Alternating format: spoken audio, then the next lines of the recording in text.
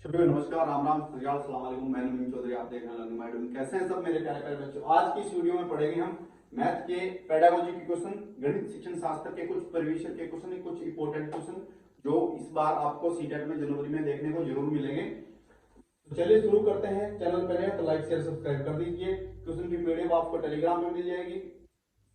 ये आपके सामने पहला क्वेश्चन पढ़िए और अपने हिसाब से बताइए कि आपको कौन सा ऑप्शन इसमें सही लग रहा है। आपको पहले बता दूं कि आपके पेडागोजी के 13 से 15 क्वेश्चन तक पूछे जाते हैं। मैथ की हो चाहे बीएस की हो, किसी हो, कम से कम 13 क्वेश्चन, ज्यादा से ज्यादा कितने, 15 क्वेश्चन। तो हमने इसमें 13 क्वेश्चन लिए हैं। इस क्लास में हम 13 क्वेश्चन देखेंगे। जितने भी 13 क्वेश्चन पूछे जाते हैं सारे अलग अलग टॉपिक से पूछे जाते हैं। 13 टॉपिक से हमने सारे लिए हैं अलग अलग। जैसे शिक्षण क्या हो गया, शिक्षण विधि का हो गया। आगे दूसरा क्वेश्चन और हो जाएगा, फिर कोई डिस्ग्राफिक हो जाएगा, कोई भी डिस्कैलकुली का या कोई अधिगम विकार का, एनसीएफ का, आरटी का, ऐसे करके हमने 13 क्वेश्चन लिए। साथ साथ में पढ़ते चलेंगे, साथ साथ में क्या करते चलेंगे, इनका एक्सप्लेन करते चलेंगे। तो बताइए पहले क्वेश्चन का आप आंसर बताइए।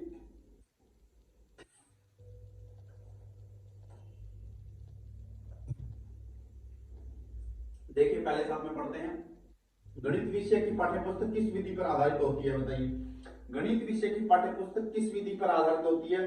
गणित विषय में क्या होता है, जोड़ तोड़ करना होता है, जोड़ घटाओ गुणा भाग जो भी। तो उसमें क्या होगा, आपका क्या प्रयोगात्मक होगा, आगमन क्या उदाहरण से नियम की तरफ जाते हैं अपन, या क्या हम किसी को शो करते हैं या कुछ दिखाते हैं। जैसे ईवीएस का हो गया, ईवीएस की पाठ्यपुस्तक होती है, उसमें क्या होता है आपका, अपन फील्ड में ले जाकर बच्चों को दिखाते हैं। तो वो किस पे आधारित होती है, और गणित की किस पे आधारित होती है। तो बताइए इसमें कौन सा होगा। इसमें हो जाएगा आपका एक, ऑप्शन नंबर एक, पहले का पहला हो जाएगा। ठीक है, संश्लेषण विधि होती है किसी चीज को जोड़ तोड़ के उसको बच्चों के सामने प्रस्तुत करना।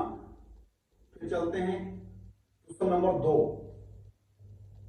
क्वेश्चन नंबर दो है आपके सामने, प्राथमिक स्तर पर गणित का क्या महत्व है। प्राथमिक स्तर कक्षा 1 से 5 तक गणित क्यों पढ़ाया जाता है बच्चों को, बताइए। कक्षा 1 से 5 तक बच्चों को गणित इस वजह से पढ़ाया जाता है कि उनकी समस्या समाधान की शक्ति विकसित हो। समस्या समस्या समाधान की शक्ति विकसित हो। दूसरा क्यों, तर्क वितर्क के लिए, तर्क वितर्क के लिए पढ़ाया जाता है, समस्या समाधान के लिए पढ़ाया जाता है। और फिर नेक्स्ट क्यों, बच्चों को क्या, विचार विमर्श,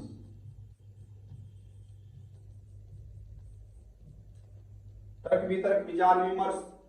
तो प्राथमिक स्तर पर क्यों पढ़ाया जाता है, बताइए। बच्चे का क्या, मानसिक विकास हो जाए, सामाजिक ईवीएस में आ जाएगा, सांस्कृतिक ईवीएस में आ जाएगी। ये तीनों क्यों पढ़ाए जाते हैं, ये आपके ईवीएस के हैं। ये तीनों सब्जेक्ट आपके ईवीएस में आ जाते हैं प्राथमिक स्तर तक। और जैसे ही बच्चा मैथ पढ़ेगा तो बच्चे का क्या होगा, समस्या समाधान का शक्ति का विकास होगा, तर्क वितर्क करने की समस्या का जो शक्ति है उसका विकास होगा, विचार विमर्श करने का विकास होगा। फिर चलते हैं क्वेश्चन नंबर 3 पे। उपलब्धि परीक्षण व नैदानिक परीक्षण में क्या अंतर है, बताइए। उपलब्धि परीक्षण और नैदानिक परीक्षण में क्या अंतर है। पहले आप ये बताइए कि पहले उपलब्धि परीक्षण होता है या नैदानिक परीक्षण किया जाता है। नैदानिक परीक्षण किया जाता है, उपलब्धि परीक्षण किया जाता है। उपलब्धि परीक्षण नैदानिक परीक्षण का अर्थ क्या होता है।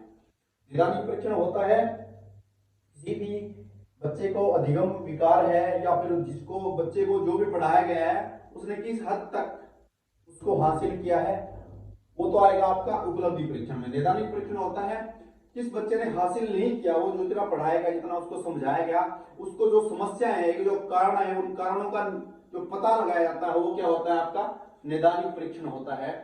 उसमें उनके बच्चों के अधिगम विकार के कारणों का पता लग गया, नैदानिक परीक्षण होता है। उसके बाद में नैदानिक परीक्षण के बाद में क्या होता है आपका उपचारात्मक उपचारात्मक परीक्षण।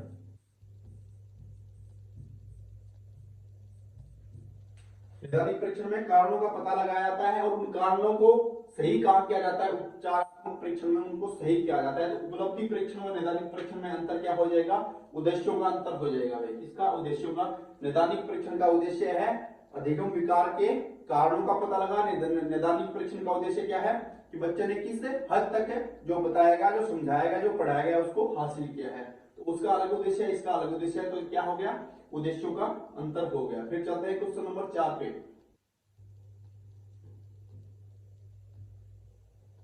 जेकब एल मोरिनो का संबंध किस विधि से है, बताइए।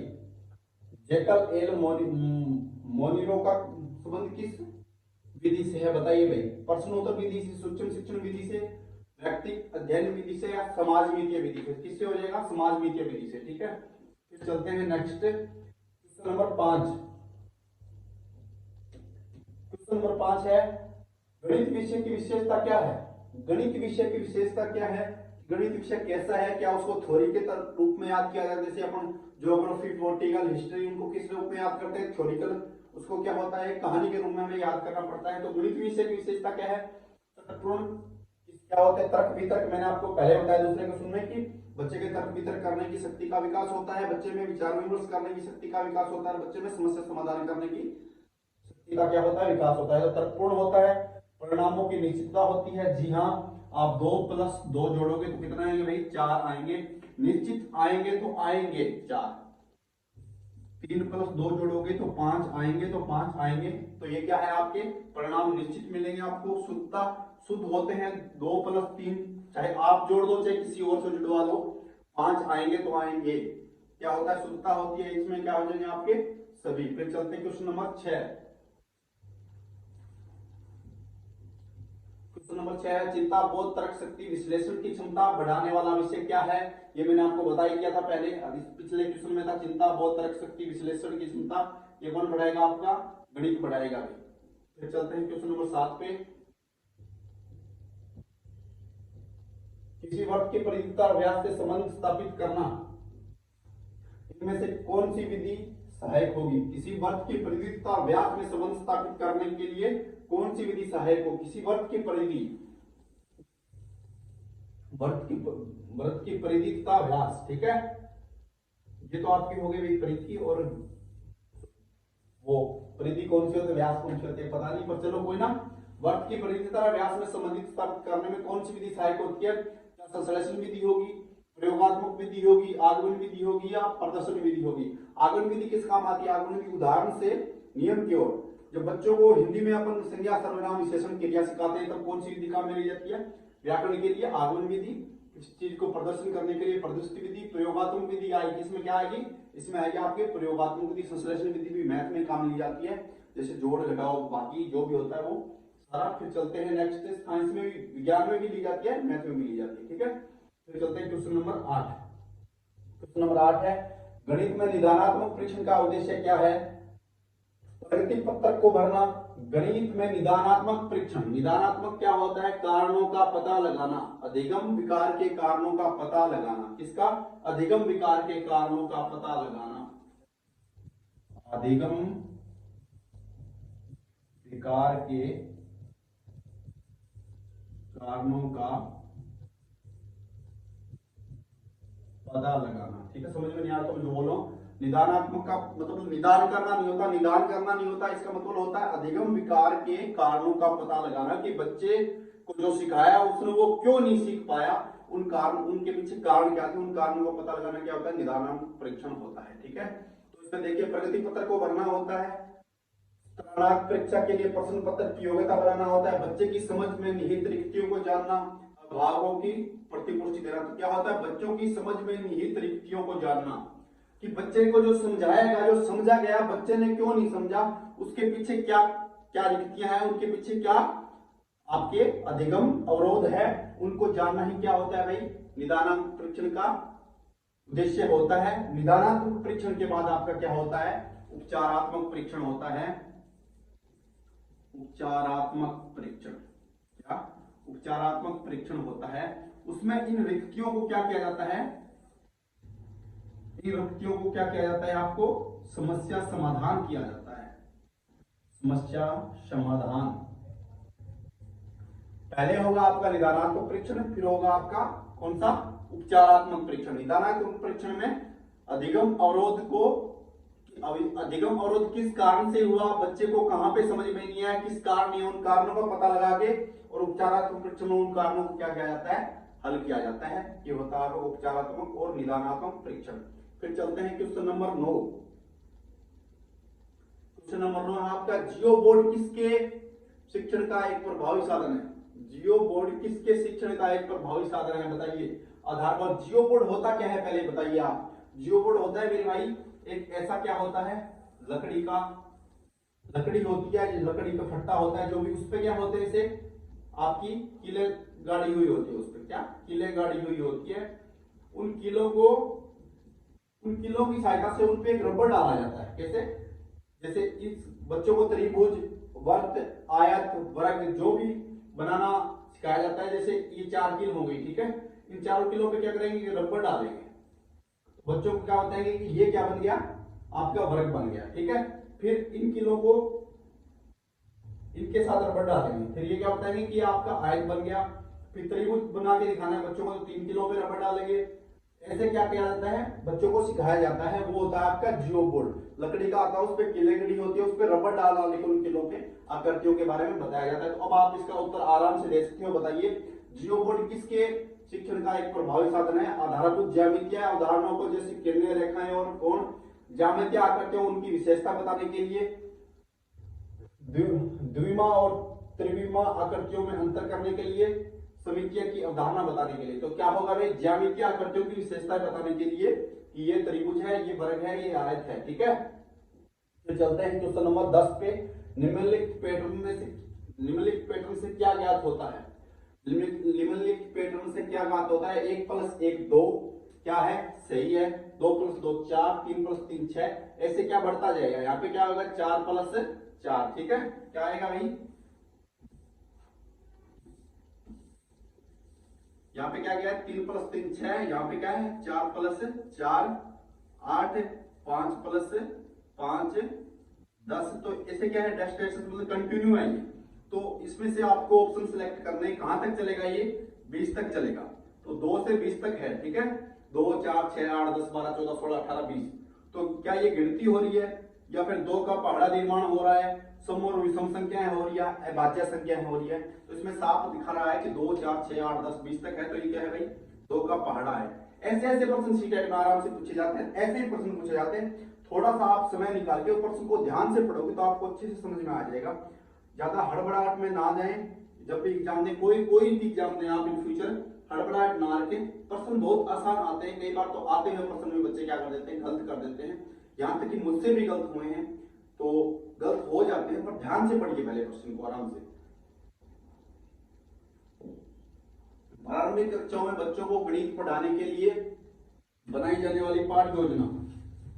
प्रारंभिक कक्षाओं में बच्चों को गणित पढ़ाने के लिए बनाई जाने वाली पाठ्य योजना का निम्नलिखित में से कौन सा अति महत्वपूर्ण पहलू है?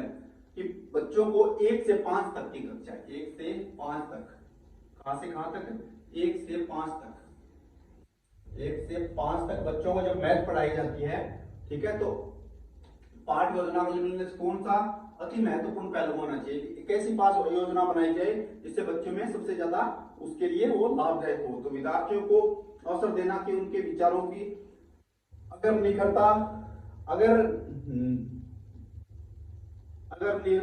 निरखना है, संकल्पनाओं की संरचना करें, क्रियाकलापों को लिखना हो और इस संदर्भ में प्रश्न देना, पाठ्य पुस्तक के अनुक्रम का अनुसरण करना, गणित की संकल्पनाओं को संरचनात्मक ढंग से प्रस्तुत करना। तो कौन सा आप जब भी सीटेट में तुक्का मारे तो पेडागोजी, स्पेशली पेडागोजी में तो क्या होना चाहिए, बच्चा एक्टिव होना चाहिए। ऐसा कोई कार्य या ऐसा कोई ऑप्शन जिसमें बच्चा क्या है, एक्टिव है, बच्चा सक्रिय है, वो ऑप्शन आपका क्या होगा, वो ऑप्शन आपका सही होगा मेरे भाई। तो इसमें कौन सा है, विद्यार्थियों को अवसर देना। तो बच्चे खुद ब खुद करके देखें तो क्या होगा, बच्चा ज्यादा सीख पाएगा। फिर चलते हैं क्वेश्चन नंबर 12 पे, सॉरी क्वेश्चन नंबर 13 पे, ऊपर गलत लगा, ये 12 नंबर क्वेश्चन है। फिर चलते हैं, राष्ट्रीय पाठ्यचर्या रूपरेखा 2005 एनसीईआरटी 2005 के अनुसार प्राथमिक विद्यालय का गणित का पाठ्यक्रम कैसा होना चाहिए? गणितीय संकल्पना को कठोरता देने वाला, जहां पे एक चीज पे आपका जोर दिया जाए ना, वो नेगेटिव ऑप्शन होता है। क्या होता है, उसको आप काट दें। छात्रों को प्रगामी गणित के लिए तैयार करने वाला होना चाहिए। अगले साल के लिए तैयार करना चाहिए। बच्चा 5वीं में है तो 5वीं का कैसा होना चाहिए, 5th क्लास में, और उसका सिलेबस कैसा होना, 6ठी क्लास जैसा होना चाहिए। तो ये भी क्या है, गलत है। छात्रों के प्रतिदिन के अनुभव से संबंधित होना चाहिए, कार्यविधिक ज्ञान पर केंद्रित होना चाहिए। तो इसमें क्या हो जाएगा, तीसरा, छात्रों के प्रतिदिन अनुभव से संबंधित होना चाहिए कि बच्चे के रियल लाइफ से कनेक्ट किया जाए। क्या एनसीईआरटी किस पे जोर देता है कि बच्चे के जो भी आपका पाठ्यक्रम है बच्चे के रियल लाइफ से कनेक्ट करके क्या किया जाए, बच्चों को पढ़ाया जाए। मेरा क्वेश्चन नंबर आपका 15, शिक्षण से अधिगम, शिक्षण से अधिगम पर बल देने वाला परिवर्तन हो सकता है। शिक्षण से अधिगम पर बल देना, अधिगम क्या है, सीखना। अधिगम का साधारण अर्थ देखें तो क्या होता है मेरे भाई, सीखना।